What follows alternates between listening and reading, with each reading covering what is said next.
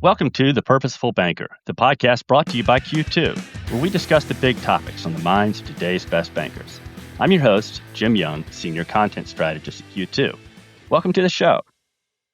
Every year, Q2's Connect conference provides us with a great opportunity to see where things stand in the financial industry and where they're headed. This year, to no one's surprise, fraud and how to fight back against it was front and center. The guest on today's episode was thus a very popular man at Connect 26. He's Jeff Scott, Q2's Managing Director of Fraud. He's joining us today to share with us some of his takeaways from spending 3+ days with fraud leaders at banks and credit unions across the United States. Jeff, welcome to the show. Thanks, Jim. Good to be here.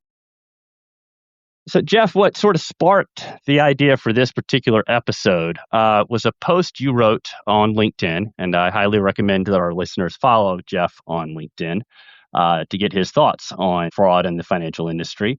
But anyways, shortly after that, after Connect, you wrote that the event for you felt like an inflection point.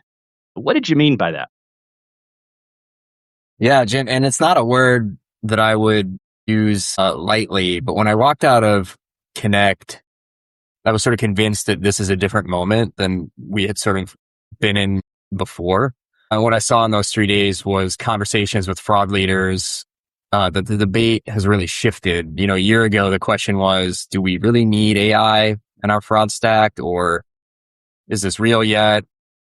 This year, nobody was asking that question. The question was more, who do we trust to build this with us? And so it wasn't really even a technology conversation. It was a partnership and sort of move forward conversation.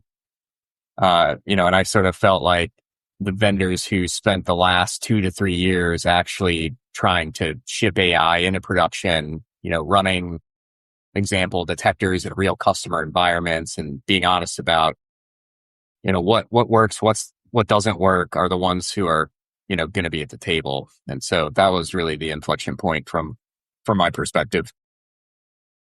Gotcha. I mean, that's obviously a big shift in technology. But I was thinking about this, and in a way, it's the latest in a line of shifts. There's the move, obviously, to internet banking, and then mobile, and then the cloud, and now AI. And Q2 has been immersed in each one of them. I mean, I remember having to write blogs telling banks, why you don't have to fear the cloud.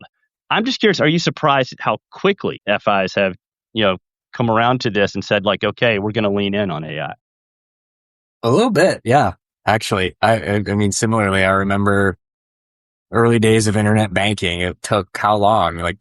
A decade to get comfortable, or then mobile was a little bit faster, but still a thing. And cloud, we were still writing, don't fear the cloud blogs, 5-6 years after the tech was proven.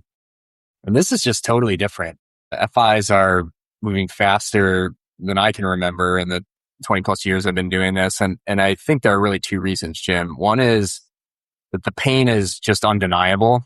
Mm-hmm. Authorized payment fraud, business email compromise, these real-time payment losses. These are showing up in the P&L now, not in some future, risk model.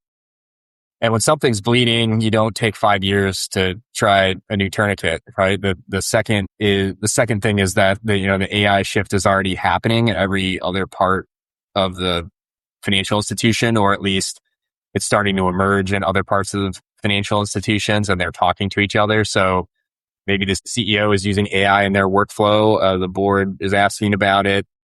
So when the fraud team says we need to move, they're pushing an open door for the first time and, maybe forever instead of a closed door. Yeah, it's interesting. I wonder also to what extent it's influenced by the fact that they all know the other side. The fraudsters are using AI, and they've probably seen firsthand how effective it can be. And I would imagine that breaks down a little bit of maybe initial reticence on this sort of thing when you sort of have this evidence right in your face about how powerful it can be. Totally. So I'm kind of curious though what those, sort of standard vendor conversations, right? And bank says that, they're looking for a partner who's done this sort of thing before. But I'm curious what that's like when it comes to, fraud protection and AI. Are the questions, is it sort of the standard thing, questions they used to ask, and you just plug in the words artificial intelligence, or are they asking maybe different questions than they used to? For sure different. I think the questions have gotten a lot harder. And, honestly, I think they needed to. 2, 3 years ago, the AI question would be, does your product use machine learning? Yes or no? Now the question is, how does your model perform on our, specific customer base? Show me the false positive rate. What's your governance framework? Who owns the alert when the model triggers? What happens when the model drifts?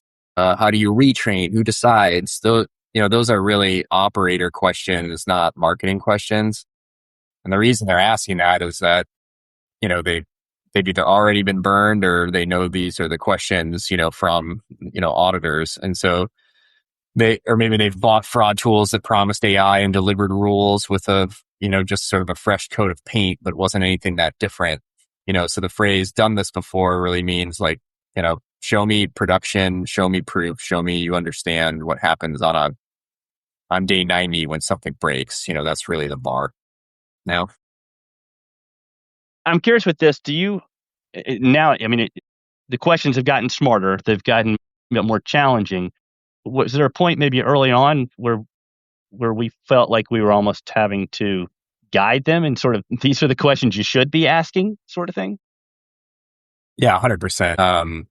We were all sort of in a learning moment, I think in the last 18 to 24 months. And as you got new questions, you put them into the arsenal and you went and figured out your model risk management. And so then when you were going to other financial institutions, you had that sort of battle tested and you could help guide them. So it's definitely evolved. And then, now there's just more written about it and there's more sort of proof points and traction just in the market on how to deal with this. So, it's not unlike any other regulatory or, strict governance process that a financial institution has had to have in the past, whether it's around data or processes. It's just the next one. So it's like, we know how to do this. Just need to figure out the inputs and outputs and, the governance process to go with it. Gotcha. We're talking about shifts, with the FIs, but they've also occurred obviously within Q2. And one thing you were talking about at Connect, you said that innovation this year wasn't really about a product. The innovation really was about the system that we built to produce the product. Can you kind of walk me through what sort of changed inside your fraud team at Q2? Yeah. And I think that this also goes along with the first question of, really the inflection point. The story isn't that we built a new fraud product over the last, couple of months. The product is an output. The real change is upstream in the system, and we rebuilt that system to produce that product at that exact moment. And that meant sort of three things. And I'll try to keep it sort of concrete here. But first, we changed how we get signal from customers. We moved from, ship, then wait for feedback to really running our detectors with an AI model in real customer environments as we built the product. So the data teaches the model in real time. So that's the first thing. Second, we changed the team. Fraud analysts, data scientists, product managers, engineers now sit inside a single operating rhythm. There's no throwing things over a wall. They were all on the same team. Third, we changed what we were optimizing for. It wasn't just, ship a feature or ship a new fraud product. It was how much loss did we prevent this month? And, where's the next signal telling us that we should go build? Did we miss something? Should that become a new detector? And those three things sound small on paper or seem, maybe easy as I say them here, but in practice, they're the difference between building fraud software and running a full fraud intelligence operation. And we felt like we had to do that on our side so that we could also take it to our customers. Okay. You also wrote in your post on LinkedIn that what excites you about this moment is that shift from chasing individual alerts to, as you just kind of just mentioned, running an intelligence operation. Feels like it's a pretty significant change in how banks think about fraud. What does that shift actually require? And I guess maybe that's from both ends. What does it require from banks and credit unions, but also from Q2 and for other vendors out there in this space? Yeah, I mean, it's really a mindset shift. in my opinion. The old model that we were all running against fraud over the last several decades, and it's still the dominant model, at most FIs still, is this sort of alert centric. Something happens, an alert fires, an analyst picks it up, investigates it, closes it, sort of repeat. The problem is that system treats fraud like a customer service queue. It's reactive. It measures productivity and tickets closed.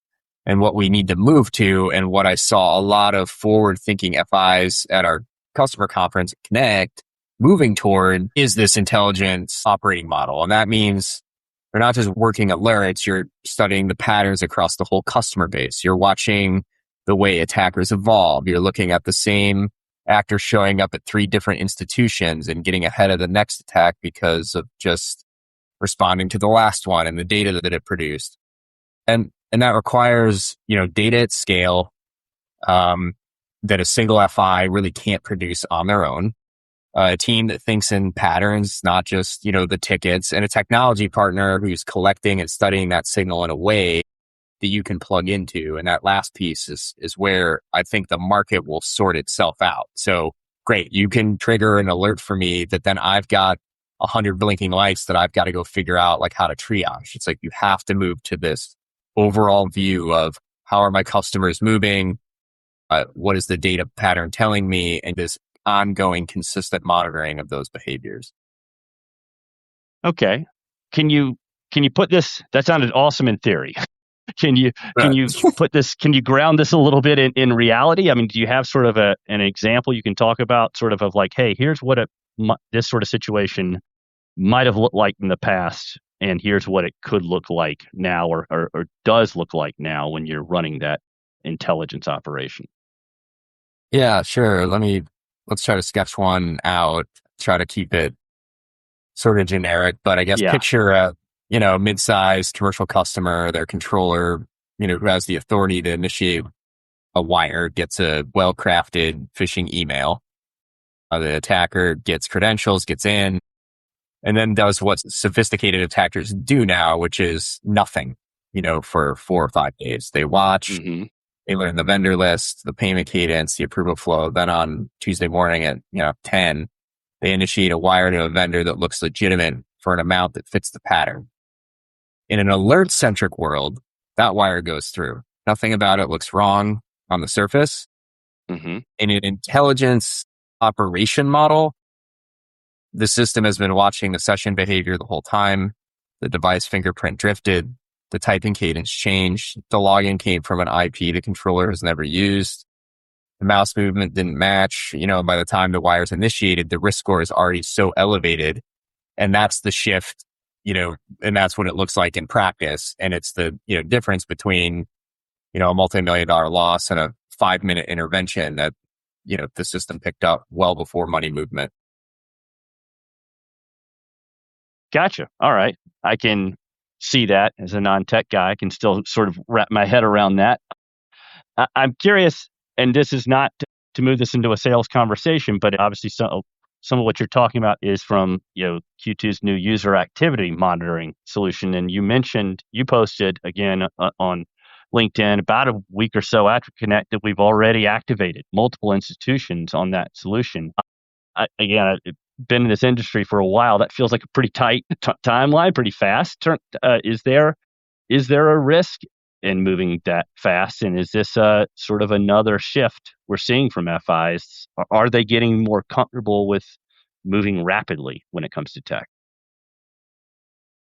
Yeah. And, Jim, on the surface, it looks fast, but I want to unpack it a little bit because the story isn't exactly as how maybe it appears. Those detectors didn't show up in May. We've been running them in production behind the scenes for a while. So real customer environments, real transaction volume, real fraud attempts. And what we learned in that time is what a detector actually looks like when it works and how it handles edge cases, how it drifts, how it needs to be tuned. So by the time we walked into Connect, the model wasn't experimental, it was mature.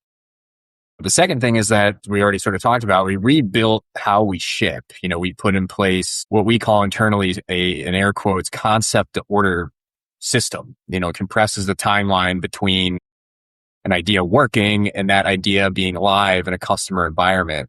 It's the fastest release cadence we've ever built as a company. And what it means in practice is that when an FI is ready, activation isn't a 6-month integration project. The model is essentially on. We just need to turn on the UI for the institution that's like ready to receive it. So the speed at the end is the visible part, but it was the months and year of stealth work plus a shipping system that we rebuilt to compress that last mile. And that's the part, nobody's going to see right now. And that's why activation, feels so crazy fast.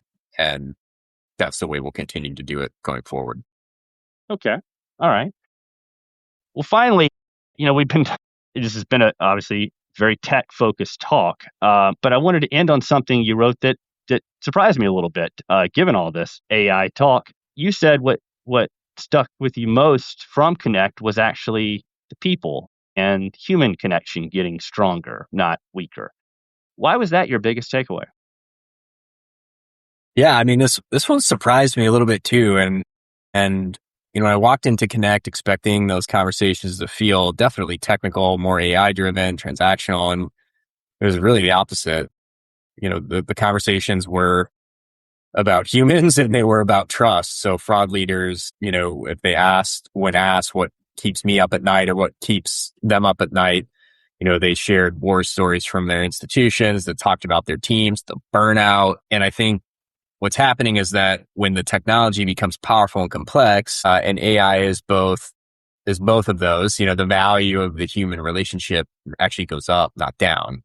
And the judgment of who to trust with your customers' money, you can't sort of LinkedIn message your way into that. It has to happen face to face over time. So, my biggest takeaway from Connect wasn't the product demos or the AI announcements. It was the hundreds of conversations where somebody essentially said, we need to build this with a partner that we trust. And that's just the moment that we're in. And it's why I kept saying, human trust, build this over years. And, that matters as much as the tech that we're shipping. Yeah, I mean, I guess not to get too sappy, but at the end of the day, right, this entire industry is about being able to trust another human with your money. So I suppose that's pretty much always got to be the North Star, no matter how techie we get with all of it. Totally agree. All right. Well, Jeff, thanks so much for coming on and sharing your perspectives with us here on Perspectives. Thanks for sharing your perspective with us here on The Purposeful Banker. Yeah, thanks, Jim. It was fun. Again, highly encourage you to, if you're not already connected to Jeff or not already following him, to check out his LinkedIn account where he has some really interesting posts, not just purely about what Q2 is doing, but again, what's going on in the industry and how he sees trends and things shifting. Also wanted to let you know we've got several, just a host of blog posts. If you weren't fortunate enough to make it to Connect, we're recapping a lot of what was talked about there on the blog at q2.com/blog. We've got a recap of the big fraud roadmap session that Jeff participated in. We mentioned user activity monitoring. We had a really interesting session kind of walking through Q2's continuous account takeover protection solutions. And of course, we'll have, information about some of the latest innovations with our Centrix products as well. But that will do it now for this edition of The Purposeful Banker. Reminder also, you can subscribe to the show wherever you listen to podcasts, including YouTube, Apple, and Spotify. And you can see our archive of podcasts at hub.q2.com/podcast. Until next time, this is Jim Young, and you've been listening to The Purposeful Banker.